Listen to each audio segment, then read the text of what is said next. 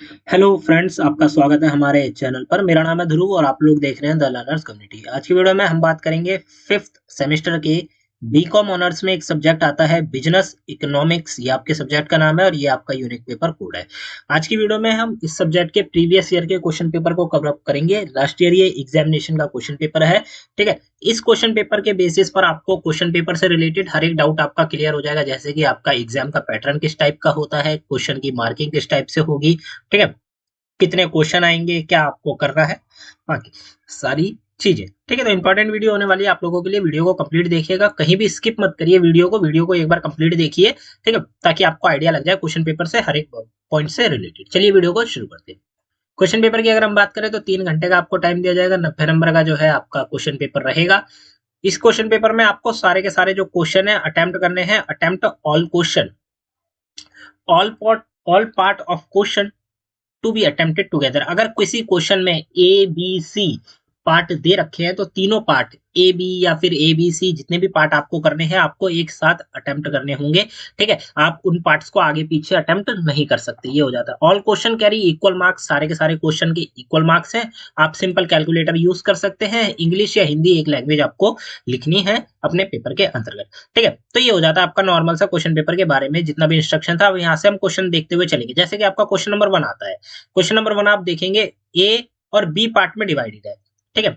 ए part आपका 9 number का है, बी पार्ट आपका 9 नंबर का है, ठीक है। 9 और 9 18 नंबर का आपका पहला क्वेश्चन हो जाता है। इसका मतलब कि आपके हर एक क्वेश्चन जो है वो 18 नंबर के ही होंगे, ठीक है। 18 नंबर से कम नंबर का या फिर 18 से ज्यादा का कोई भी आपका क्वेश्चन नहीं होगा। अब हम बात करें क्वेश्चंस की, तो क्वेश्चन इस टाइप से आपको देखने को मिलेंगे, जैसे कि using demand and supply analysis show the impact of risk in milk prices on a equilibrium price and a quantity of a cream cheese. If the government does not allow the price of cream cheese to change, what problem are likely to arise?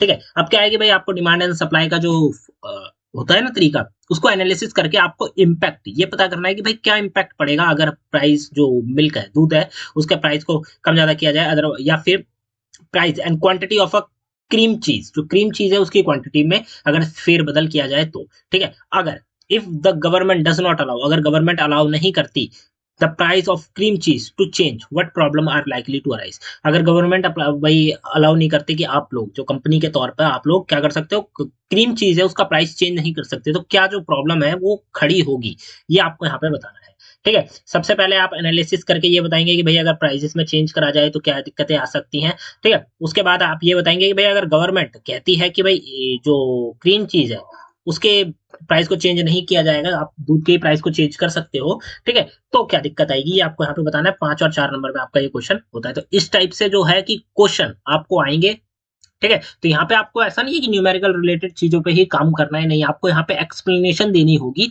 कि भाई ये जो situation है इसमें क्या दिक्कतें आ सकती है। बी वाला पार्ट में पूछा गया explain various type of elasticities of demand, discuss the role of elasticity of demand in business decision and strategies, ठीक है। भाई इलेक्ट्रिसिटी और इलास्टिक जो डिमांड है उसकी, और फिर वो इलेक्ट्रिसिटी ऑफ डिमांड जो है बिजनेस डिस्कशन और उसकी स्ट्रेटजीज में क्या रोल प्ले करती है, ये भी आपको यहाँ पे बताना है, ठीक है। मतलब इसका रोल प्ले क्या है और इसका आप कह सकते हैं कि डिमांड और सप्लाई में जो वेरियस टाइप्स होते हैं वो भी आपको यहाँ पे बताने हैं। 9 नंबर का आपका ये क्वेश्चन होता है। सी वाला पार्ट आता है, आप देखेंगे, ठीक है। आप देख सकते हैं ए और बी हो जाता है ये वाले पार्ट, ठीक है। उसके बाद आपको और का ऑप्शन मिलता है, तो चाहे तो आप ऊपर के ए बी अटेम्प्ट करिए, अदरवाइज आपके नीचे के जो सी और डी दिए गए अब वो अटेम्प्ट करिए, ठीक है। आपको करने 2 ही क्वेश्चन अटेम्प्ट है, आगे भी आपको अलग अलग फॉर्मेट्स देखने को मिलेंगे।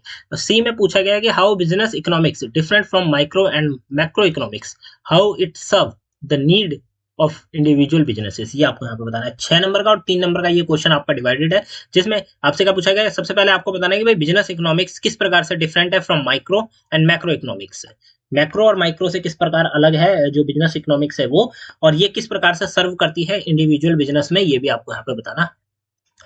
डी में आपसे पूछा गया explain the role of price elasticity of supply in business decision and strategies, ठीक है। भाई क्या जो रोल है ऑफ प्राइस वो बताना है आपको यहाँ पे। 9 नंबर का आपका क्वेश्चन हो जाता है। अब आपका ए वाला क्वेश्चन होता है, बी वाले मतलब दूसरे क्वेश्चन की तरफ आते हैं, क्वेश्चन नंबर 2 की तरफ। यहाँ पे आप देख सकते हैं कि आपका अलग अलग तरीके से नंबर बांटे गए। अब जिस हिसाब से ये नंबर बांटे गए हैं ना, उस हिसाब से ही आपको आंसर राइटिंग पे ध्यान देना है। ऐसा नहीं है कि आपने 2 नंबर के पार्ट में आपने बहुत बड़ा लिख दिया और 5 नंबर के पार्ट में आपने बहुत कम लिख दिया। तो ऐसा नहीं करना, आपको नंबरों के हिसाब से अपने अकॉर्डिंगली एक्सप्लेनेशन देनी। क्वेश्चन नंबर 2 के ए में आपसे पूछा गया, explain the derivations process of eagles curve from ICC 4 necessity goods, inferior goods and luxury goods. ये आपको यहाँ पे बताना है, ठीक है। नेसेसिटी गुड्स, इंफीरियर गुड्स और जो लग्जरी गुड्स है, इसका जो कर्व ईगल्स कर्व है फ्रॉम आईसीसी, ये आपको यहाँ पे बताना है, ठीक है। इसके डेरिवेशंस जो होते हैं वो आपको यहाँ पे बताने। बी वाले पार्ट में पूछा गया, Ram divide his income in composition and saving, what will be the impact of increase in rate of interest on his savings, explain the help of income and substitution effect. ये आपको यहाँ पे बताने कि भाई राम ने अपनी जो इनकम है, जो उसकी कमाई है, उसको 2 पार्ट्स में डिवाइडेड किया, ठीक है, कंपोजिशंस एंड सेविंग्स में। तो भाई उसकी जो इम्पैक्ट है, impact of increase in rate of interest, अगर रेट ऑफ इंटरेस्ट जो है इंक्रीज होता है तो उसकी सेविंग्स पे, जो सेव करेगा वो पैसा, उस पर कितना प्रभाव पड़ेगा, ये आपको बताना है। With explain with help of income, आपको इनकम एंड सब्ट्रैक्शन का जो इफेक्ट है उसका यूज करके ये चीज एक्सप्लेन करनी है। और वाले पार्ट में आपसे पूछा गया है सी में कि explain marginal implications of income and substitution effect in business decision. 9 number का आपका ये क्वेश्चन होता है। डी में आपसे पूछा गया, what is indifference curve, explain its properties, how does understanding consumer equilibrium through indifference curve and budget line analysis help business in pricing and product positioning strategies. ये आपको यहाँ पे बताना है। 2 नंबर का पहला पार्ट आपको कवर करना है, जो कि यहाँ से लेकर यहाँ तक है, जो कि आपको इंडिफरेंस जो कर्व है वो बताना है। 3 नंबर में आपको भाई प्रॉपर्टीज रिलेटेड जो चीजें हैं वो एक्सप्लेन करनी है, और 4 नंबर में आपका आगे का आ जाता है, ठीक है। तो इस हिसाब से आपका ये 9 नंबर का ये डी वाला पार्ट हो जाता है। अब आगे बढ़ते हैं आप क्वेश्चन नंबर 3 की तरफ। क्वेश्चन नंबर 3 आता है, ए में आपसे पूछा गया, show that the long run average cost LARC curve, LRAC जो है, ठीक है, curve of firm is the lower envelope of short run average cost FRAC curves. Why does LRAC curve does not touch the minimum point of all FRAC curves? ये भी आपको यहाँ पे बताना है। 5 और 4 नंबर में आपका ये डिवाइड हो जाता है। बी वाले पार्ट में पूछेगा, explain law of variable propositions, does it hold true in real business life. Explain का ये जो रियल बिजनेस लाइफ में भी होता है या नहीं, ये भी आपको यहाँ पे बताना है। फिर और वाला पार्ट आ जाता है। सी में आपसे पूछा गया, what are the properties of isoquants, discuss the possible shapes which is isoquants may assume depending on the degree of substitutability, ठीक है। ये आपको यहाँ पे बताना है। 5 और 4 नंबर का हो जाता है। डी में आपसे पूछा गया, derive traditional LAC curve from short run average cost curves and explain their relationship why it is known as a planning curve, ठीक है। ये भाई इसकी रिलेशनशिप भी आपको बतानी है, और ये क्यों जाना जाता है प्लानिंग कर्व के नाम से, ये भी आपको यहाँ पे बताना है। 7 और 2 नंबर का है, तो 7 नंबर का आपका भाई रिलेशनशिप रिलेटेड चीजें आपको जितनी भी हैं एक्सप्लेन करनी है, और जो कॉस्ट कर्व है वो भी। और 2 नंबर में आपको भाई इसको क्यों जाना जाता है प्लानिंग कर्व के नाम से, ये भी आपको यहाँ पे बताना है। क्वेश्चन नंबर 4 आ जाता है। ए में आपसे पूछा गया, explain different types of price discriminations possible under monopolist competition. Monopolist competition के अंतर्गत जो अलग अलग प्राइस के डिस्क्रिमिनेशन है वो देखने को मिलते हैं, तो अलग अलग जो है वो कौन कौन से हैं, ये आपको बताना है। 3, 3 और 3 नंबर का आपका ये पार्ट है, ठीक है, क्वेश्चन का। बी वाले पार्ट में देखेंगे तो perfect competition lead to an optimum size of firm. Discuss. Do you agree that the competitive firm provide an effective service in helping the allocation of resources, consistency and consumer preferences and with interest of resource owners?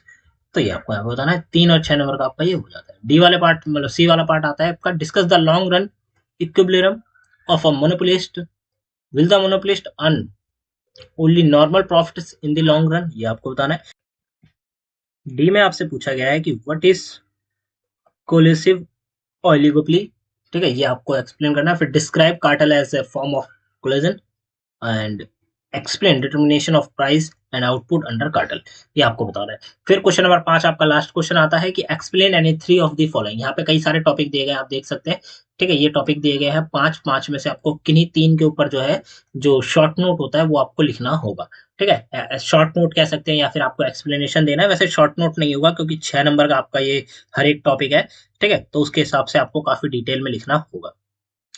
ठीक है, prisoners dilemma, peak load pricing, rent control, demand curve and excessive capacity, ये सारे के सारे जो 5 topic हैं, ये topic repeat भी हो सकते हैं और कहें तो ये टॉपिक चेंज भी हो सकते हैं। ठीक है, तो इस हिसाब से आपको इन टॉपिक्स के बारे में जो बेसिक डिटेल है वो पता होनी चाहिए, तभी आप लोग एग्जाम में जो आंसर रिलेटेड चीज है वो बनाकर लिख पाएंगे। ठीक है, तो ये हो जाता है आपका यहाँ पे क्वेश्चन पेपर कंप्लीट। यहाँ पे नीचे हिंदी मीडियम के स्टूडेंट्स के लिए दिखाया गया है। हिंदी मीडियम के स्टूडेंट्स चाहे तो ये क्वेश्चन पेपर हमसे ले सकते हैं, आप लोग हमसे कमेंट करिए या फिर आप लोग हमसे टेलीग्राम पे कांटेक्ट कर सकते हैं, लिंक आपको डिस्क्रिप्शन बॉक्स में मिल जाएगी, वहां पे मैं आपको डायरेक्ट ये क्वेश्चन पेपर प्रोवाइड कर दूंगा। ठीक है, तो यहाँ पे आप लोग का जो क्वेश्चन पेपर है कंप्लीट हो जाता है। वीडियो अच्छी लगी तो लाइक शेयर सब्सक्राइब जरूर करिएगा, साथ के साथ डिस्क्रिप्शन बॉक्स में दिए गए लिंक से आप लोग हमारे साथ जुड़ सकते हैं। मिलता है अगली वीडियो में। Thanks for visiting on my channel guys.